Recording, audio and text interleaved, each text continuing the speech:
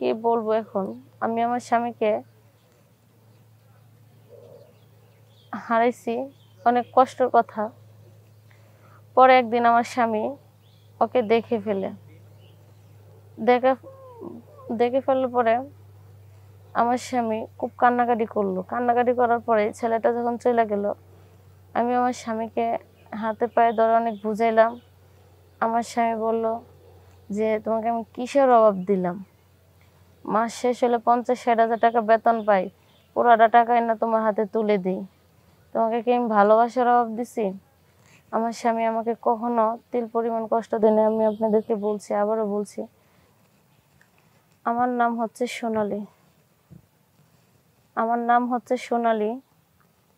তো আমার বিয়ের বয়স হলো 4 বছর। আমি 2 বছর গ্রামে ছিলাম। তো আমার আমার স্বামী ঢাকা গার্মেন্টসে ইঞ্জিনিয়ার চাকরি করে। তো ভালো টাকা পয়সা পাইতো, প্রায় 50-60 হাজার টাকার মতো বেতন পাইতো। আমাকে ঢাকা ভালো একটা প্ল্যাটফর্ম নিয়ে রাখা দিছে। খাবার দাবার, আপনি পোশাক, যাই কিছু বলেন সব কিছু দিত। কোনো কিছু আমাকে তিল পরিমাণ কষ্ট দেয় নাই। আমি আমার স্বামীকে অনেক ভালোবাসতাম। ও সকালবেলা 8টার দিকে অফিসে যাইতো, রাত্রে 10টা-11টার দিকে বাসায় আসতো। তো আমার তো কোনো বাচ্চা কাচ্চা না, আমি তো বাসায় একা থাকি, টিভি দেখতেও ভালো লাগতো না। মোবাইল নিয়ে সারাক্ষণ ঘাটাঘাটি ফেসবুক নিয়ে পড়ে থাকতাম। এভাবে হঠাৎ করে একদিন একটা ফেসবুকে একটা ছেলের সাথে আমার অ্যাড হয়। তো কথা বলতে বলতে মনে করেন যে ভালো সম্পর্ক হয়ে গেছে। তো সেটা আমার স্বামী জানতে পারে না। আমি যখন ছেলের সাথে কথা বলি, আমার স্বামী ফোন দিয়ে অনেক সময় আমাকে ব্যস্ত পায়, যে জিজ্ঞেস করে যে, তুমি এখন ইদানিং এত কথা কার সাথে বলো? আমি আমার স্বামীকে মিথ্যা কথা বলছি যে না, আমি কারোর সাথে কথা বলি না, আমার বান্ধবী ফোন দিছিল, আমার এই ফোন, এরকম মিথ্যা কথা অজুহাত দিয়ে কাটায় দিতাম। তো এক সময় আমি আস্তে আস্তে এই ছেলেটাকে আমার বাসায় আনি। আনতে আনতে মনে করেন ওর সাথে আমার পরকীয় হয়ে যায়, অনেক কিছু হয়ে যায় এই ছেলেটার সাথে। তো আমার স্বামী তখন বুঝে না। তো মনে করেন আমি আমার স্বামীর সাথেও সংসার করতেছি, এই ছেলের সাথে মনে করেন চুটিয়ে প্রেম করতেছি, দুনো দিক দিয়ে মজা নিচ্ছি। কিন্তু আমি যে সেটা কেন এরকম করলাম আমি নিজেও জানি না। আমার স্বামী আমাকে খুব ভালোবাসতো, সব দিক দিয়ে আমাকে সুখী রাখছিল। তো আমি কি বলবো এখন? আমি আমার স্বামীকে হারাইছি, অনেক কষ্টের কথা। পরে একদিন আমার স্বামী ওকে দেখে ফেলার পরে আমার স্বামী খুব কান্নাকাটি করলো। কান্নাকাটি করার পরে ছেলেটা যখন চলে গেল, আমি আমার স্বামীকে হাতে পায়ে ধরে অনেক বুঝাইলাম। আমার স্বামী বলল যে, তোমাকে আমি কিসের অভাব দিলাম? মাস শেষ হলে 50-60 হাজার টাকা বেতন পাই, পুরোটা টাকাই না তোমার হাতে তুলে দিই। তোমাকে কি আমি ভালোবাসার অভাব দিছি? আমার স্বামী আমাকে কখনো তিল পরিমাণ কষ্ট দেয়নি। আমি আপনাদেরকে বলছি, আবারও বলছি, আমার স্বামী আমাকে প্রচণ্ড ভালোবাসতো, অনেক আদর করতো, সব জিনিসপাতি দিত। আমি যখন যেটা চাইতাম সেটাই দিত। আমাকে কোনো সময় যে বলে না যে, তুমি আমার কাছে কেন এত চাহিদা, এত এত চাইবা কেন? আমার জামাই কখনো না করে নাই।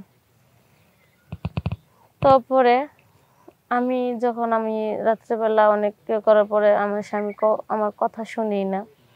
ভুল তো আমি করছি না, শোনারই কথা।